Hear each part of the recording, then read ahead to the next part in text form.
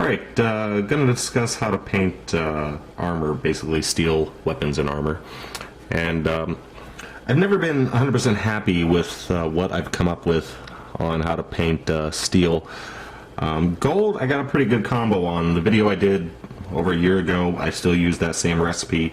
But steel, I'm always adjusting it and trying to come up with something new. But I always go back to this recipe, or at least some rough form of it. I'm going to start off with two colors, Model Air steel color and Model Color black. And I like the air colors because they're very thin, and also the metallic in them is aluminum powder. I'm not too sure what other companies are using nowadays. Back in the olden days, they used to use like crushed mica for metallic flakes, and those are really huge. But the steel powder is very fine, so Model Air is a good choice for metallics. And we're going to take some of that Model Air and mix in a healthy portion of black. Now the reason why I mix in black paint rather than using like an ink wash is because my theory of metallics, you're not going to have that metallic sheen unless the sun is hitting it.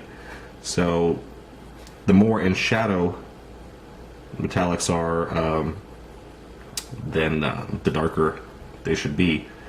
Especially with something shiny. Usually, if it's in the dark, it is really dark. It could be almost black. So just going to put this all over. Also, I don't like my metallics too shiny. I do prefer a darker color.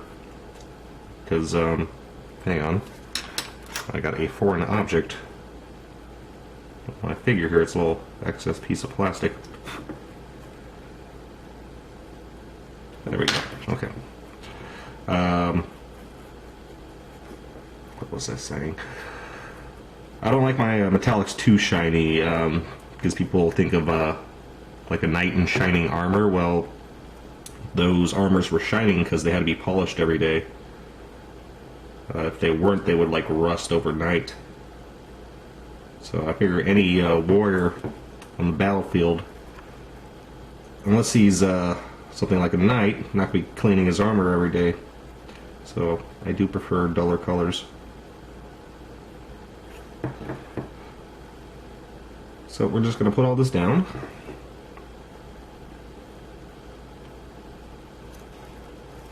And then we'll move on to the next step.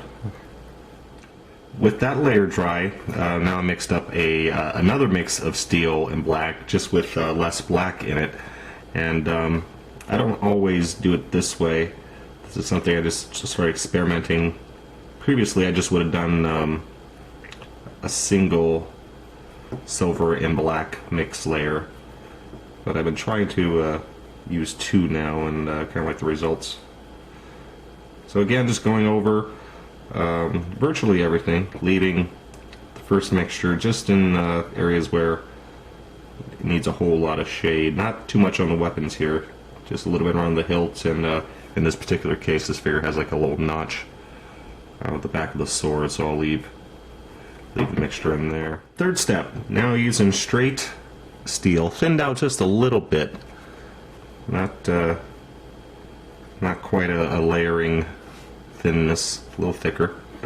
Now the armor, just start applying this wherever the highlights hit. So like perfect example, top of this little forearm guard here,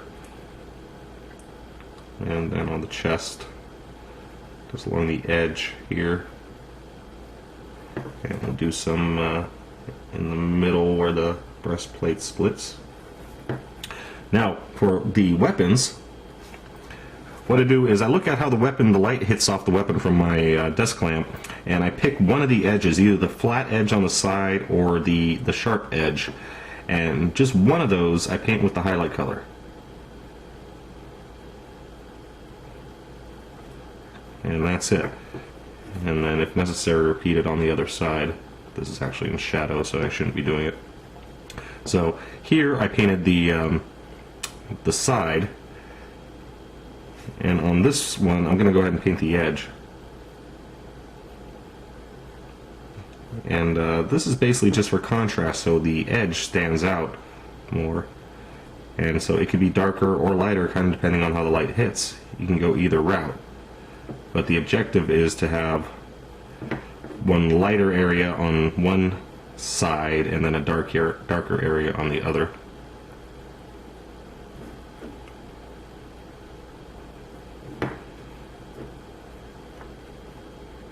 The last regular paint to use, or metallic paint to use, is some Model Air Chrome.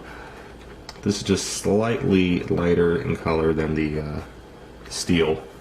It's got like a little tinge of blue to it.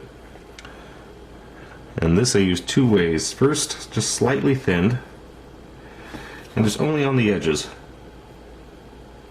where the light would really catch.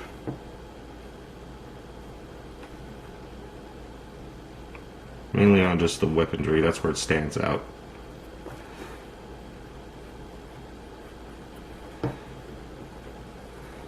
And we'll just do a little bit on the edge of his chest plate. There we go. And then, next, take the same color, thin it out a bit, and apply it wherever a bit more highlight is needed, such, for example, this little point that sticks out on the sword. We'll give that a little extra highlight, and just the tip of the blade.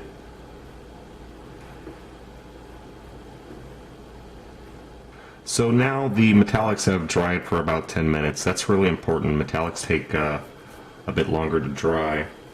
But now we can do a couple washes. I have two different colors of inks here. I have brown and black. They used to say brown and black, but there they are. And I'm going to mix these two together. Now, the ratio that I mix them at depends on what I'm painting. In this case, I'm using mainly black with just a tiny amount of brown.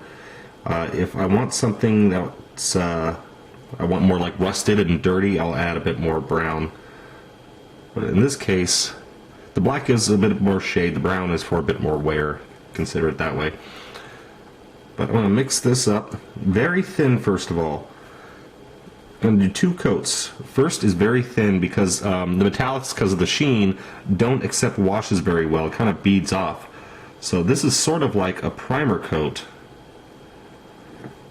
And we're going to put it all over, and it's going to be nearly invisible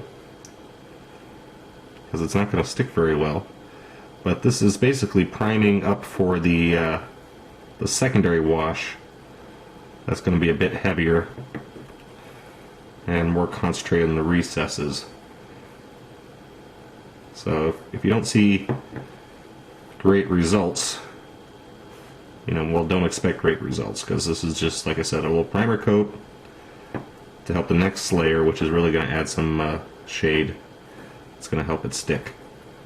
And if you get any parts that bead up where you don't want them, it's a little thick right here, so we'll just brush that away. And this adds just a bit more shade to wherever we need it.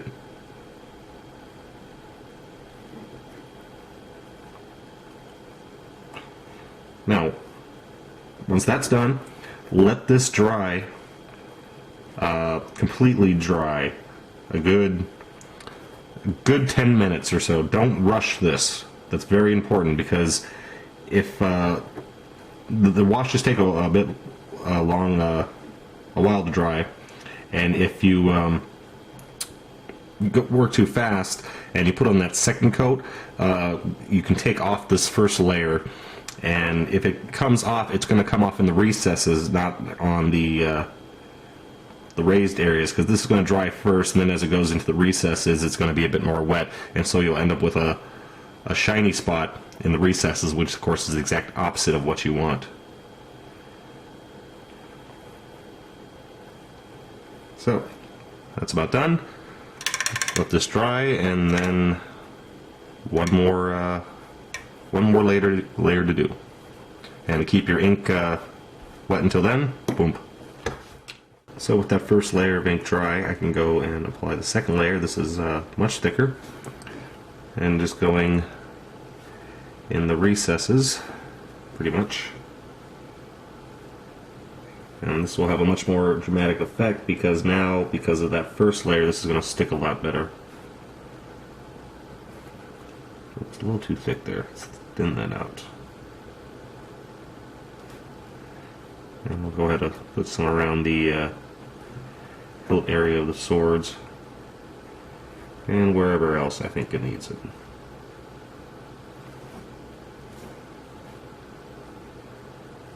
So that's about it. That's my usual method of doing armor. Like I said, I keep adjusting this and trying to come up with new ways. With the gold, found a good method is to mix in paint in with metallics, which is something similar to how I do this by mixing in the black paint. However, the reasoning behind it is different. Here I do it more for shade. With the gold I do it more for better coverage. I've tried mixing different shades of gray in with the silver metallic, but it never just doesn't look right for some reason. So that's about it. Let's take a look at the finished model. So rather than waiting for that single figure to dry, here's a whole bunch of the same figure over and over again. Been trying to paint up 60 of these guys, so it's a long, whoops, just knock them all over. It's a long process, but the metallics here you see are all done. These guys are painted a little quicker than I would normally like, but as I said, I got 60 of them.